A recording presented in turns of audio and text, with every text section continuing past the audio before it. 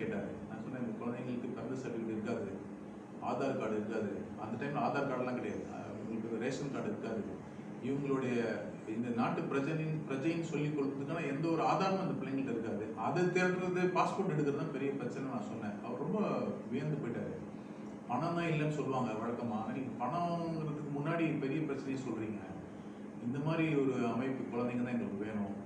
அவங்க தான் வளர்ச்சியில் வரணும்னு நாங்களும் எங்களுக்கு நோக்கம்னு சொல்லி அவங்களோட நோக்கமும் எங்கள் நோக்கமும் ஒன்று சேர்ந்தது. 9 குழந்தைங்க நான் தயார் பண்ணோம். ஒருத்தருக்கும் பிறந்த சர்டிஃபிகேட் இல்லை. ஒருத்தருக்கும் அந்த குடும்பம் அம்மா அப்பா கிட்ட கூட கிடையாது. அவங்களுக்கு ரேஷன் கார்டு கூட கிடையாது. அவங்களுக்கு எந்த ஆதாரமும் இல்லை. தான் இந்த நாம் இந்திய நாட்டு பிரஜை எப்படி சொல்லிக் கொள்றதுக்கு ஏதாவது ஒரு அத்தாட்சி காட்டு போனால் எதுவுமே இல்லை அவங்களுக்கு. இப்போ அவங்களுக்கு எப்படி பாஸ்போர்ட் எடுக்கிறது ஒரு பெரிய சவாலாக இருந்துச்சு.